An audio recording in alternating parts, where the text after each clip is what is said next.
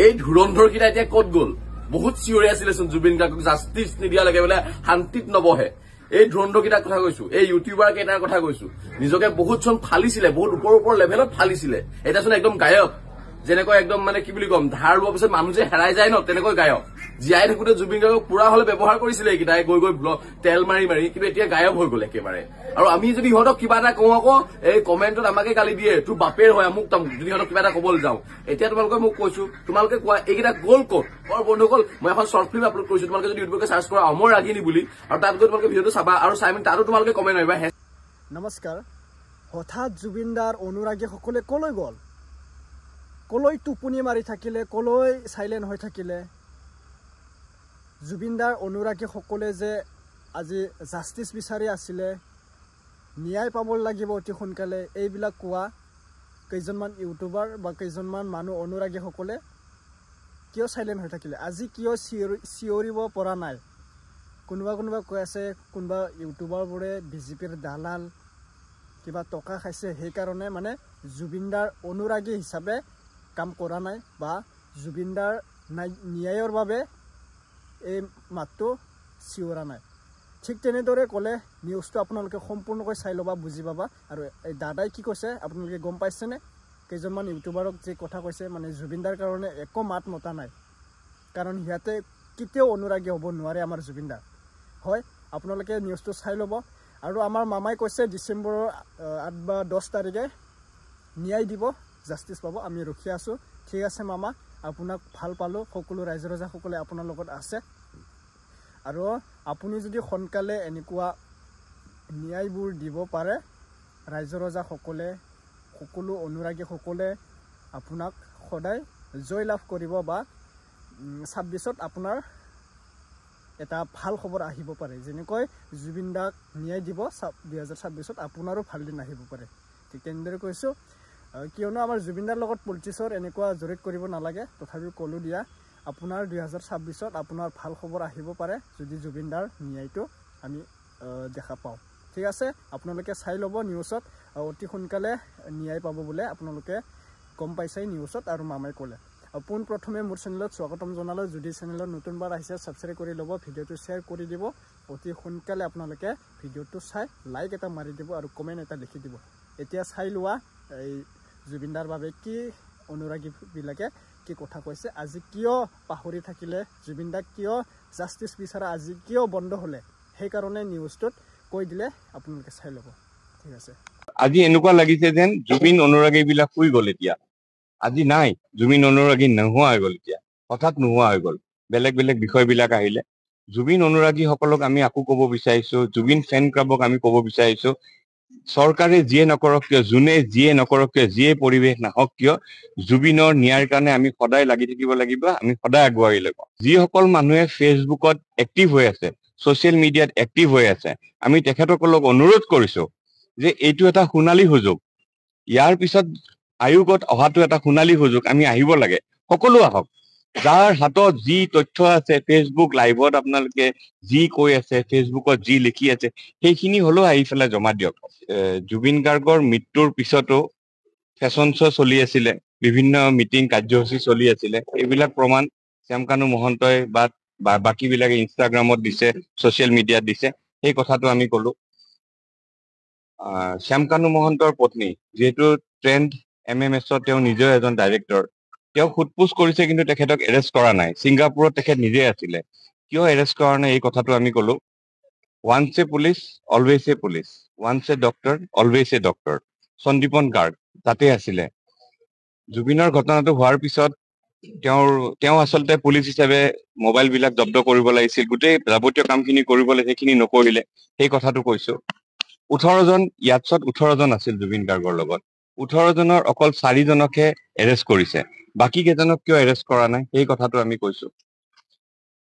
শ্যামকানু মহন্তৰ ঘৰটো চিল কৰিছিলে, আমি যিহেতু চিল কৰা বুলি কৈছে, চিল কৰাৰ পিছতো কেনেকে অনিতা ডেকা তেখেতৰ পত্নী ঘৰত থাকিব পালে, এই কথাটো আমি কৈছো। দ্বিতীয়, অনুজ বৰুৱা, যিজন PR মেনেজাৰ, অনুজ বৰুৱাক এতিয়ালৈ কিয় মাতা নাই, এই কথাটো কোৱা হৈছে। তাৰপিছত আপোনাৰ তাৰে এছ'চিয়েশ্যনৰ এজন আছে আপোনাৰ অভিমন্যু তালুকদাৰ।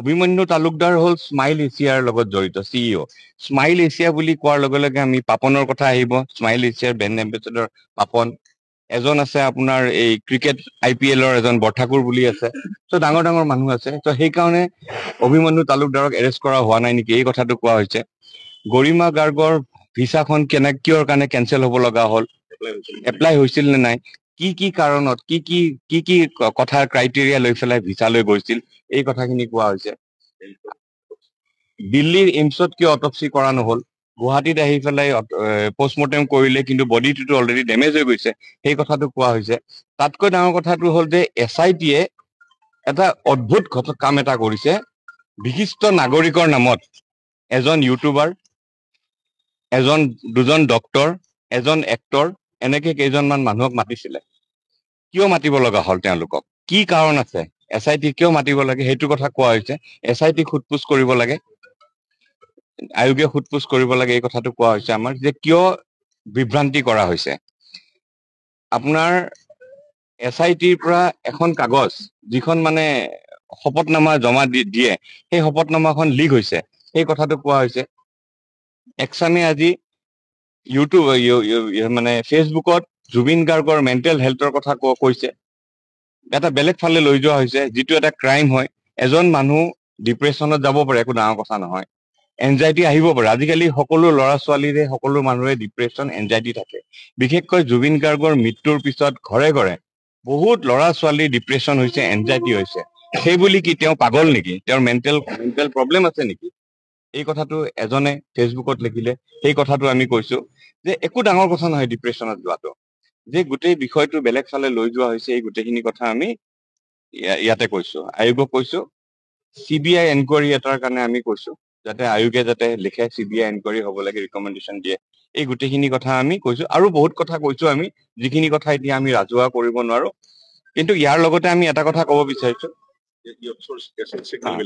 আৰু ইয়াতছৰ যিবিলাক SOS সিগনেল সেই সিগনেল বিলাক ভেৰিফাই কৰিছে নে নাই ছিংগাপুৰত ড্ৰাইভাৰজনে কি কৰিছে ইনভেষ্টিগেশ্যন অফিচাৰজন SIT ইনভেষ্টিগেশ্যন অফিচাৰজন কিয় যোৱা নাই ছিংগাপুৰ কিয় যোৱা নাই এই গোটেইখিনি কথা মোবাইলটোৰ কথা আছে সিদ্ধাৰ্থৰ কথা কৈছো কেনেকে পইচাৰ খেলিমেলি কৰিছে এই গোটেইখিনি কথা আমি আয়োগক কৈছো বমেৰে নোৱাৰিলে গুলিৰে কবাত গুলিৰে নোৱাৰিলে মাটিৰে কবাত মাটিৰে নোৱাৰিলে জুবিন ক্ষেত্ৰত গৈ চাউল দালি নালাগে বুলি আন্দোলন কৰে এখেতসকলে এই গোটেই পৰিৱেশবিলাক ৰচনা কৰি থাকে যোৱাকালি মই এটা কথা কৈছো আপোনালোকৰ বহুতে ফলো কৰিব পাৰিছেনে নাই যেতিয়া জুবিন গাৰ্গৰ মৃত্যু হ'ল দুৰ্গা পূজা আহিলে দুৰ্গা পূজাৰ সন্মুখত প্ৰতিটো হিন্দু পৰিয়াল জুবিনৰ ফটো লগাই শ্ৰদ্ধাঞ্জলি দিছে ৰাস আহিলে ৰাসতো একে লক্ষ্মী পূজা আহিলে লক্ষ্মী পূজাতো একে কিন্তু তেওঁলোকৰ ইস্তেমাবিলাক হৈ আছে তাক তেওঁলোকে ধৰ্মসভা বুলি কয় এখনো ইস্তেমা ধৰ্মসভাতো আমি জুবিন গাৰ্গৰ ফটো দেখা নাই তাৰ মানে অসমীয়া মানুহে এটা কথা বুজি পাব লাগিব যে সন্দেহযুক্ত মানুহে জুবিনক জীয়াই নাৰাখে জুবিনক অসমীয়াইহে জীয়াই ৰাখিব লাগিব চাউল দালি নালাগে বুলি কোৱা মানুহে জুবিনক জীয়াই নাৰাখে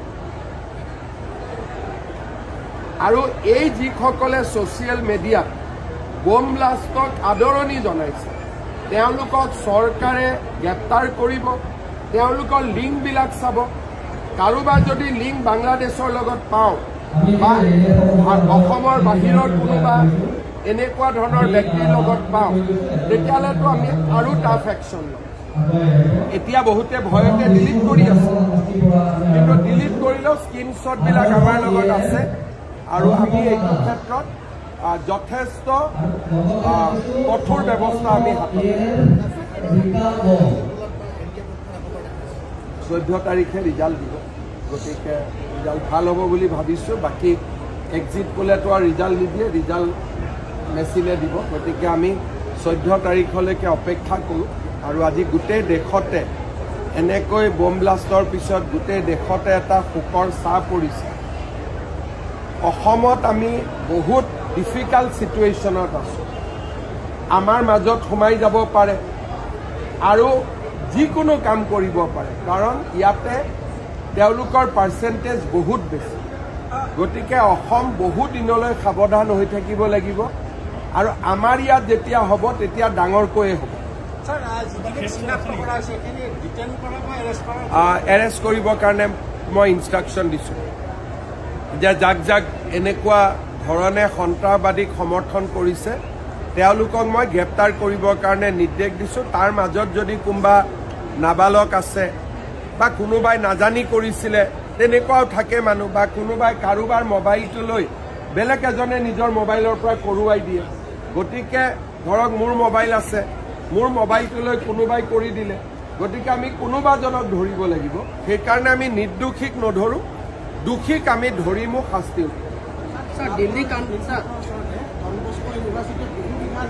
এইটোৰ ওপৰত ডন বস্কোৰ পৰা আৰম্ভ কৰি বহু কেইজন ব্যক্তিয়ে তাতে মাটি দখল কৰি আছে। চৰকাৰে ইতিমধ্যে তাৰ প্ৰতিবেদন লৈ ডিচিক একশ্যন ল'ব নিৰ্দেশ দিছে।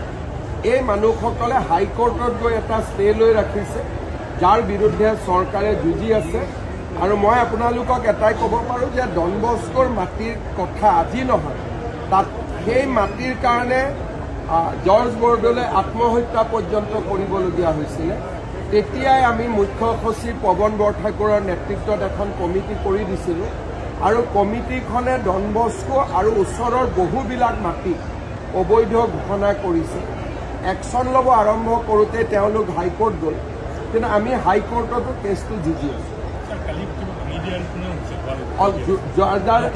যাৰ যাৰ ওপৰত হাইকোৰ্ট কেছ নাই তেওঁলোকক আমি কৈছোঁ যে আপোনালোকে অসমতো এভিকশ্যনৰ কাৰণে ডিচিক অৰ্ডাৰ নালাগে, আমি অৰ্ডাৰ দি থোৱাই আছোঁ যে আপোনালোকে ইলিগেল দেখিলে ভাঙি দিওঁ। সেইটোত যোৱাকালিও আমি হোজাইটো ভাঙিছোঁ। গতিকে এভিকশ্যনৰ কাৰণে ডিচিক কাৰো অনুমতি নালাগে, চৰকাৰে তেওঁলোকক গ্ৰীণ ছিগনেল দি থৈ দিছে। যি টকা পইচা লাগে JCB তেলৰ খৰচ চৰকাৰৰ পৰা ল'ব লাগে আৰু ভাঙি যাব লাগে। ষ্টে অৰ্ডাৰ থাকিলেতো নোৱাৰি, কিন্তু হাইকোৰ্টত তাক যুঁজিবৰ কাৰণে আমি এডভোকেট জেনেৰেলক লগাওঁ। আৰু কালি যে দহিকটাত হৈছিল তাতো হাইকোৰ্ট কেছ আছিলে, হোজাইত হৈছে তাতো হাইকোर्ट केस आसिले, किंतु केस बिलाक हमें जिकियो आसो। सर दिल्ली कांड में जो जिनको पकड़ा है वो सब एजुकेटेड लोग हैं, डॉक्टर हैं, उसके लिए भी सर ये देखिए अभी तक हमको ये सिखाया जाता था कि अगर लोग एजुकेटेड होगा एक्सट्रीमिज्म नहीं रहेगा, लेकिन आपने देखा कि एजुकेटेड होने से और डेंजरस हो जाते हैं और डॉक्टर बनने से और ज्यादा डेंजरस हो जाते हैं। इसीलिए जो व्यक्ति का जो कलर है वो कलर कभी चेंज नहीं होता है। जो लोग वंदे मातरम नहीं गाते हैं वो लोग कभी भी भारतीय नहीं हो सकता है। अगर आप भारतीय नहीं हो सकता है कभी भी आप भारत माँ को माँ नहीं समझ सकते। तो इसीलिए हमें निरंतर सतर्क रहना चाहिए। और ये जो बात हमें बताया गया था कि एजुकेशन होने से सब कुछ ठीक हो जाएगा, वो नहीं। एजुकेटेड होने से वो लोग और ज्यादा बम बनाएगा। अगर मन में खोट है तो एजुकेटेड होने से भी वो लोग खराब काम ही करेगा। एजुकेटेड होने का गारंटी ये नहीं है कि वो अच्छा काम ही करेगा। और एक जो डॉक्टर अरेस्ट हुआ है वो तो खुल्लम खुल्ला लाभ जिहाद में भी इन्वॉल्व होकर रहा था। जब वो कॉलेज में पढ़ता था वो खुद ही बोलते थे कि हम हिंदू लड़कियों को फंसा के मुसलमान लड़का का साथ शादी करवा देता था और धर्म का परिवर्तन करवा लेता था। तो ऐसा उनका बयान भी है। तो इसीलिए हमें सतर्क रहना है। हम बहुत ज्यादा अगर अपने आप को छोड़ देता हूं, नहीं कुछ नहीं होने वाला है, तभी जाके कुछ होता है। पहलगाम से भी हमको सीखना चाहिए, दिल्ली से भी हमें सीखना चाहिए। अब দেখা পালে আপোনালোকে আমাৰ ডিম্পু দা আৰু বিকাশ চেত্ৰী দাক বহুত মানুহে কমেণ্টত গালি দিছে বা ভাল পোৱা আছে বেয়া পোৱা আছে তো কৈ লাভ নাই, কিয়নো বাৰু মানুহে ভাল কাম কৰিলেও বা বেয়া কাম কৰিলেও এটা নহয় এটা নিগেটিভ কমেণ্ট আহে। আৰু বেয়া মানুহ পোৱা বা ভাল মানুহ পোৱা এনেকুৱা একে নহয়, সকলো একে নহয়। ভাল এটা কাম কৰিলেও আপোনাৰ কাষত হিংসা এজন থাকিবই, এইটো 100% কথা। ঠিক আছে, এনেকুৱাই আপোনালোকে কমেণ্ট কৰি জনাব এতিয়া ডিম্পু দা আৰু বিকাশ চেত্ৰীদাক কি ক'ব বিচাৰে ঠিক আছে ডিম্পু দাৰ মানে জুবিন দাৰ বাবে ন্যায় বিচাৰিছে নে বিচৰা নাই এইটো মই ক'ব নোখোজো বা আপোনালোকে কমেণ্ট কৰি জনাই দিব আৰু আপোনালোকে কোনটো ডিষ্ট্ৰিক্টৰ পৰা মোৰ ভিডিঅ' চাইছা কমেণ্ট কৰি জনাই দিব ধন্যবাদ